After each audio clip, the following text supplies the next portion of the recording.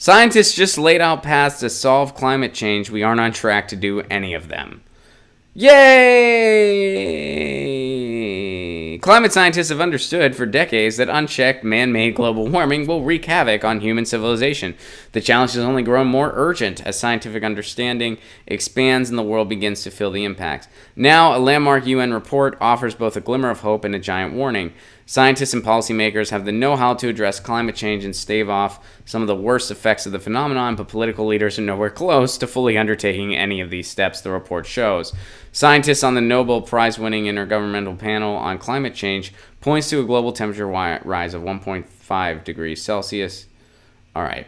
We need a plan to save us. We have a short window of time and a huge responsibility.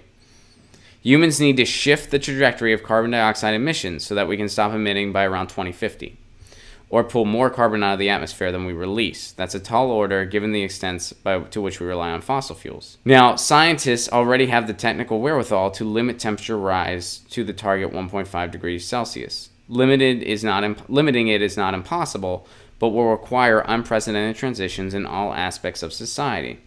Every bit of warming matters. Among other things, the list of solutions includes energy efficiency, electrifying transport and pulling carbon dioxide out of the atmosphere by reforesting regions and using the carbon capture technology.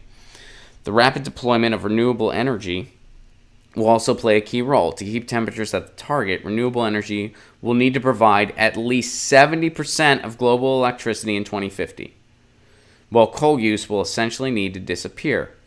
Now, some of these changes are already in motion. Renewable energy sources like wind and solar have expanded rapidly in recent years.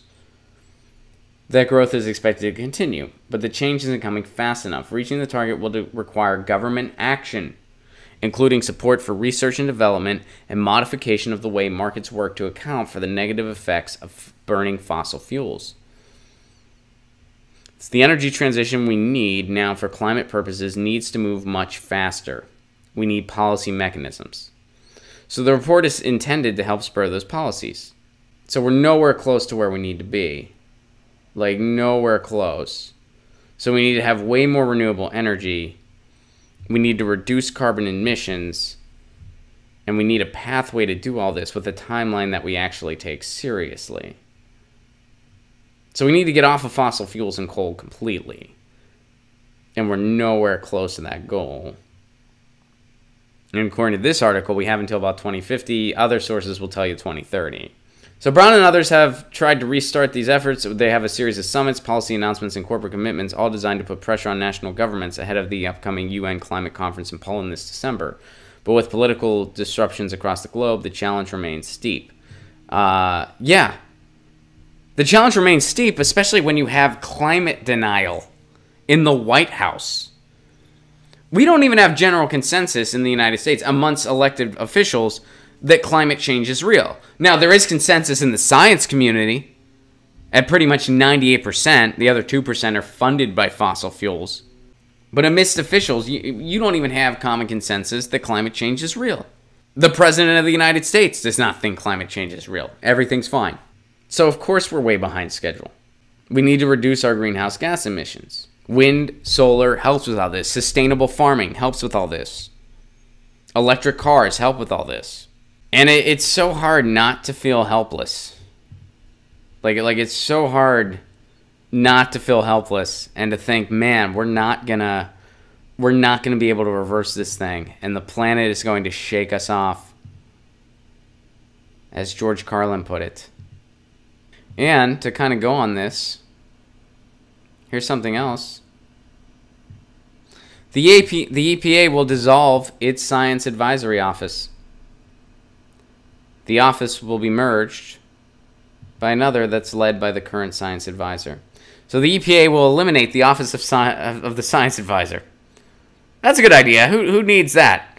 An entity within the agency that works to ensure its policies and decisions are based on quality science. Yeah, again, seems like a superfluous position we totally don't need. The New York Times reports that the scientific advisory position, which currently reports directly to the head of the EPA, will be merged into another office, the Office of Research and Development. It's certainly a pretty big demotion. This is just the latest in a series of moves that have weakened the EPA and shifted its focus from science-driven policy to a relaxing of environmental protection regulations. See how those two go hand in hand, huh? First, we cover an article about how, hey, scientists have a pathway that we can kind of curtail this. We can do better. Here's the bad news. We're nowhere near on course. What's going on in politics? The EPA just got rid of the science advisor. The person that makes sure, hey, our policy should be based on science. Environmental policy should be based on science. The people exploring the environment. That position, gone. Who needs it? Sounds superfluous. And whenever you, and I've brought this up too, if you talk to people in the science community, when it comes to environmental issues, they will be incredibly far to the left. Incredibly far to the left. And even if they're more conservative in other areas, I mentioned my cousins, they're very moderate politically. But when it comes to science issues, they're just like, yeah, no one's listening to us. No one's listening to us. Nobody's doing it. And that's just not changing anytime soon. And that's the problem. The EPA has been gutted for a while now, and it continues to get worse. But the good news is we can do something. Scientists do have a path to get us back. We can do something. We just got to start playing catch up. And hopefully we'll start playing catch up through our own actions and through the state level. Because if the federal government is failing, the states have to step in. So support your local farms, recycle, try not to litter. I know this all seems like, gee, Ron, it sounds like you're putting Band-Aids on a broken arm. To some extent, that's true, but, you got to do everything you can as an individual. I try to do my best. I try, I always recycle. I try to compost. It's not always easy, but I try to do it. Sustainable farming's a big deal. I think it's a bigger deal than people let on. I think it's really important. Get your news on with Ron. Don't you want to know what's going on? We're getting our news on today.